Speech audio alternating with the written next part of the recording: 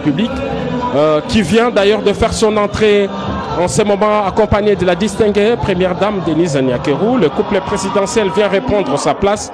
Ça signifie que d'ici quelques instants, le président de la République qui descend les marches, visiblement il se dirige vers le vestiaire par lequel justement le bus va s'immobiliser.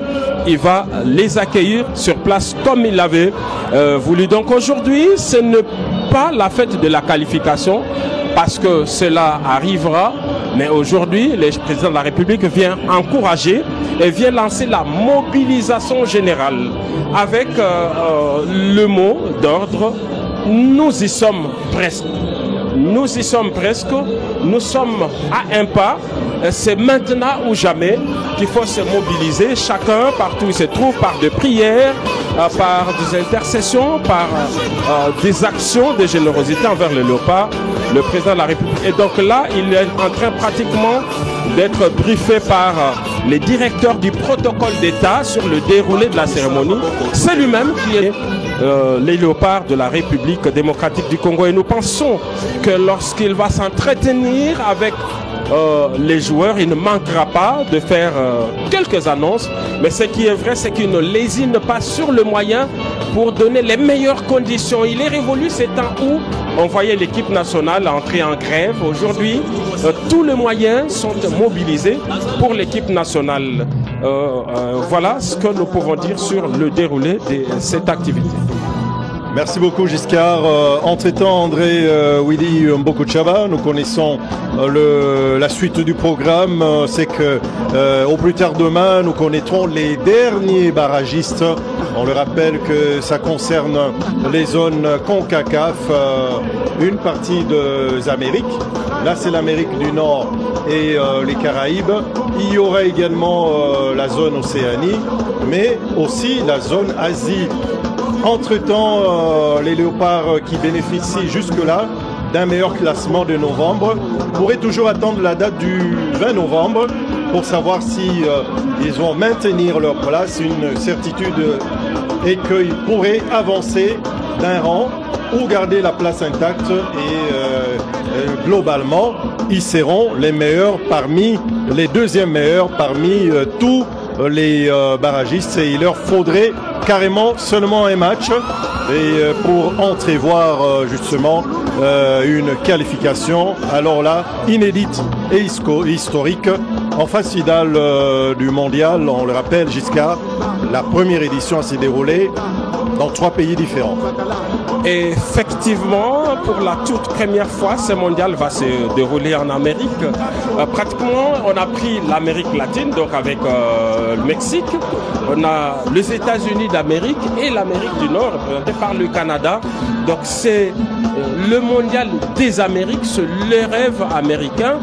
Et voilà que 50 ans après, la République démocratique du Congo va devoir justement participer à cette Coupe du Monde. Il est vrai, le dernier match, il commence ce soir, ici, au Stade des Martyrs, par cette mobilisation générale. Et d'ailleurs, on peut vous donner déjà quelques indiscrétions pour dire que ces jours-là, le Stade des Martyrs sera transformé en un grand fan zone. Nous serons ici et c'est d'ici que partiront nos cris. Les internationaux, les léopards non héros qui sont là juste après le passage et l'arrivée et la salutation, le poignet d'honneur déjà avec le président de la République échange entre l'entraîneur, le sélectionneur, les managers, le technicien français qui sert chaleureusement la main de la très distinguée première dame. On découvre également monsieur Pamphile Miayo, ancien international congolais aujourd'hui, qui fait partie des adjoints et carrément le public qui communie avec le chef de l'État et bien sûr le président du Sénat, quelques membres donc du Parlement congolais et de l'exécutif, et le joueur attendent leur tour pour serrer la main du chef de l'État, Willy André Mbokouchaba. Merci, Marcel Monateba. Le chef de l'État est entouré de toute la crème politique de notre pays, la crème sportive de notre pays, notamment celle de football, le staff technique, les joueurs, le staff médical. Chacun passe à son tour pour serrer la main du premier citoyen de la République. Et je voudrais encore une fois, Marcel Monateba, rappeler à tous les spectateurs de la RTNC qui se trouvent dans tous les pays du monde que ces belles images qui vous arrivent sont les images effectivement faites, bien entretenues par la RTNC elle-même, dirigée par Madame Sylvie Elengue Niembo, notre directeur général, et c'est celle-là qui gère au quotidien. Le chef de l'État encore, en tenue officielle, je veux dire bleu, jaune, rouge, continue à serrer sa main, n'est-ce pas? À tous les membres. Sous les couleurs nationales. Hein. Sous les couleurs nationales. Sous les couleurs nationales. Merci. Merci Marcelin. Merci directeur. Et donc, le président de la République est en train de serrer la main à tous ceux qui ont contribué à ce succès. Vous vous rappelez qu'en 1974, pour aller au mondial, notre pays, alors Zaïre, est passé par le Cameroun. Aujourd'hui encore, nous sommes passés par le Cameroun pour renverser les ambitions, couper court aux ambitions de l'équipe de Nigeria, en attendant le tout dernier match que nous allons jouer contre n'importe quel adversaire. On n'a pas peur, mais au moins, vous devez retenir qu'en ces temps-là, le Congo démocratique était le seul pays de l'Afrique centrale, de l'Afrique tout court, à avoir représenté notre continent à la Coupe du Monde Munich 74. Là, on a fini pratiquement la partie administrative. Le sélectionneur avec l'ensemble de son staff est là, Cédric Bakambu, qui est congratulé par le chef de l'État. Cédric Bakambu, passeur décisif, on le rappelle, sur le but de Meshak Elia en renard de surface. C'est des garçons qui se sont démultipliés.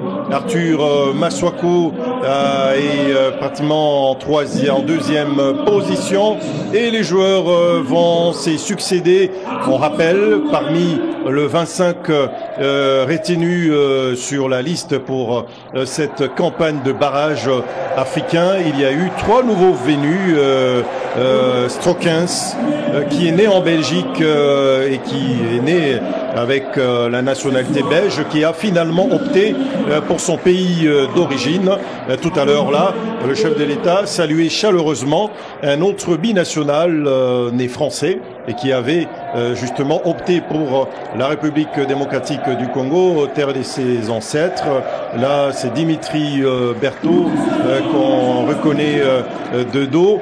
Et c'est une nette symbiose, comme on l'a dit avec Giscard Koussema tout à l'heure. Un moment de communion, de partage et de patriotisme surtout, parce que la plupart de ces jeunes gens sont nés, ont été formés en Europe, mais n'ont pas eu un seul instant d'hésitation pour venir renforcer les rangs de leur équipe nationale. Il s'agit là de leur équipe nationale, le pays dont ils sont originaires.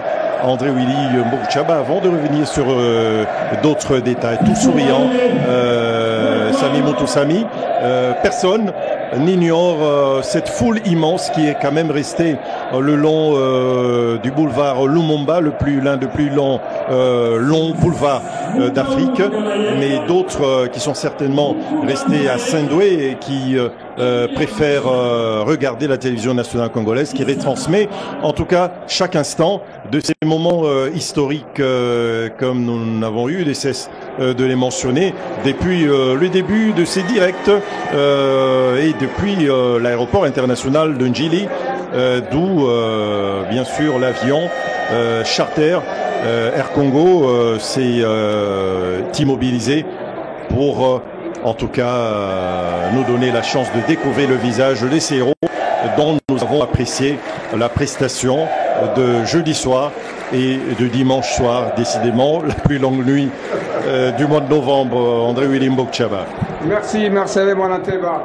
Je voudrais donner une précision à certains de nos nombreux téléspectateurs qui se posent une question de savoir pourquoi la présence du président de la République au stade de Martyrs. La réponse, la voici. Mettez-vous à la place d'un parent, papa ou maman, qui a envoyé son fils à l'école et son fils a réussi avec mention spéciale. Mention. Il faut saluer ces gestes, en tout cas de paternité, entre le chef de l'État qui transmet ses chaleureuses félicitations à cet héros du soir du 16 novembre, Timothy Fayulu, qui avait réussi son baptême du feu. On l'a mentionné sur le direct d'hier lors de la deuxième rencontre internationale de la trêve internationale de juin dernier. Face à Madagascar, il n'a jamais tremblé dans les perches de la RDC ces soirs-là. Un garçon calme, beaucoup plus calme que le calme lui-même. Fayulu, jeune de son état, a mis en déroute toutes les ambitions qu'avait l'équipe nigériane en arrêtant de précieux pénaltys sur lesquels les règles comptaient. Alors, aussi parler de Meshack Elia. Meshack Elia, l'homme qui a ouvert le compteur au début. L'homme qui a ouvert le compteur de but. Et voilà, cette accolade. Je crois que c'est le capitaine Chancel Bemba, dans les bras de notre capitaine du pays, capitaine du bateau, le numéro 1 de tous les Congolais, Félix Antoine Tshisekedi Tshilombo, qui félicite le capitaine Bemba pour son pénalty converti et même la façon dont il a conduit les troupes sur le terrain durant ces deux rencontres capitales historiques. Rencontre de prestige pour la République démocratique du Congo. Moment de communion entre son Excellence le chef de l'État avec le capitaine de l'équipe nationale et le public qui a salué, qui voit de loin et à travers l'écran géant installé ici. C'est inoubliable, André Willy Mbokchaba, avant de continuer. Merci Marcel Mwanateba. Alors je disais, mettez-vous à la place du père. Place d'un père, place d'une mère qui a envoyé son enfant à l'école, école primaire, secondaire, université. Disons, eh bien, ce gars réussit à l'université avec distinction et la nouvelle arrive dans les oreilles de ses parents. Je pense que les parents sont dans l'obligation de faire le déplacement, soit de Bichingobila, soit de l'aéroport international de Kinshasa, l'aéroport international d'Indili, pour accueillir leur enfant à son arrivée. C'est ce que le chef de l'État a fait en envoyant les hauts cadres du gouvernement qui sont allés accueillir les léopards et lui-même, ici présent, vous le remarquez, vous êtes avec nous sur ce petit écran, eh ben, il les a tous reçus, embrassés. Donc voilà, comme a dit Marcel Mwanateba tout à l'heure, jusqu'à Koussema l'a également répété, c'est le moment le plus attendu de l'histoire de notre pays. Je disais à Marcelin tout à l'heure que James Brown est arrivé, Santos est arrivé ici, Mohamed Ali Joseph Foreman, j'étais chez moi au village, mais aujourd'hui, je suis côte à côte avec Marcel Mwanateba. Nous commentons ce moment historique, ce moment inoubliable du retour triomphal de notre équipe nationale qui est à 0 mètre près de la phase finale de la Coupe du Monde, États-Unis, Canada, Mexique. Et là, le chef de l'État est monté à l'estrade sur la scène qui a été préparée pour la circonstance et pour poser pour la postérité. On retiendra dans l'histoire du sport national qu'un jour, qu'un soir du 17 novembre 2025, eh ben, c'était le retour des léopards triomphal, disons, pour ce qui est de barrages continentaux, avant d'espérer franchir un autre palier et s'est qualifié. C'est franchement beau, tous ces moments-là, l'ensemble de l'équipe, l'ensemble du staff, le ministre des Sports et Loisirs, le patron des Sports. Nous allons écouter. Il a parlé avec le staff et les joueurs. Nous allons les entendre.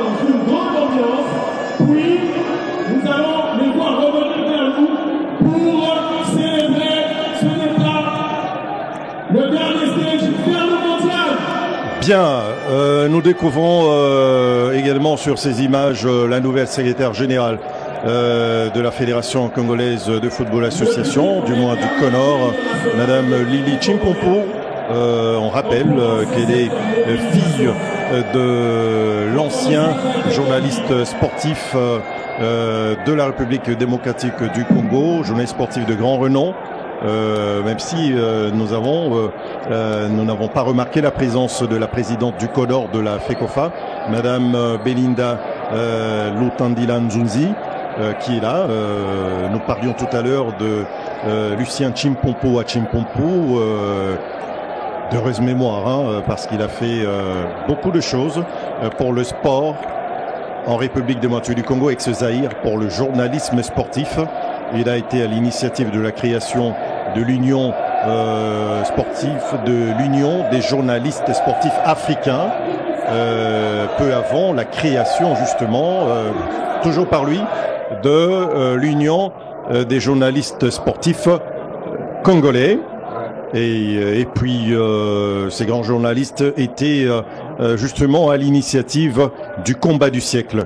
En 1974, le combat du siècle qui avait mis aux prises Mohamed Ali et George Foreman, décédés, tous deux décédés. George Foreman venait de quitter la terre des hommes il n'y a pas très longtemps. Et donc, un concours des circonstances avait fait à ce que André William Bokuchaba, vous qui êtes avancé à un âge par rapport à moi, vous en savez un peu plus sur l'anecdote de cette rencontre magique entre Mohamed Ali alors que, au passage là, le chef de l'État communiait d'abord avec le joueur et le sélectionneur, le ministre des Sports et la présidente du CONOR de la Fédération congolaise de football association, avant que d'autres membres, bien sûr, de l'organisation viennent s'ajouter à cette photo de famille.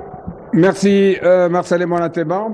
Je dirais que Chimpompo ou Chimpompo, comme vous venez de le dire, a été à l'initiative de l'organisation du combat du siècle Mohamed Ali, George Foreman.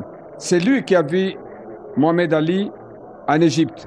En ce moment-là, le président de la République, feu maréchal Mobutu Sese Seko, paix à son âme, était en Égypte pour prendre part à une réunion de chefs d'État. Moment de symbole et l'étendard, le drapeau national qui est remis. L'ordre de mission est signé et c'est parti. Tout le poids, il doit porter toute la responsabilité justement de la phase qui reste jusqu'à Poussema. C'est un moment intense, au moment où le chef de l'État est en train de quitter la scène. Il quitte la scène, mais il ne sort pas du stade parce qu'il a prévu de s'entretenir dans un cadre beaucoup plus réduit avec l'équipe nationale. C'est ce qu'il fait d'ailleurs parce que les joueurs vont regagner leur vestiaire et c'est là d'ailleurs qu'il a l'habitude chaque fois de remonter le moral. Et donc par sa simple présence et celle de la distinguée première dame, le président de la République veut faire passer ces messages de mobilisation générale autour de l'équipe nationale. Ainsi donc, de ces jours jusqu'à la qualification finale, les Congolais doivent rester éveillés. Les institutions de la République doivent tout mettre en œuvre pour que les Léopards soient dans les meilleures conditions. Jamais, nous l'avons dit, jamais l'équipe n'a été aussi proche d'une qualification. Et d'ailleurs, c'est une qualification, lorsqu'elle sera obtenue, nous en avons la certitude, aura une saveur exceptionnelle parce que c'est passé par un processus inédit avec un nombre de matchs limité et surtout avec la qualité des adversaires en face. Ce n'est pas rien, c'est le Cameroun tout de même. Et puis le Super Eagles du Nigeria. Lorsque le tirage sort, toutes les combinaisons ont été publiées.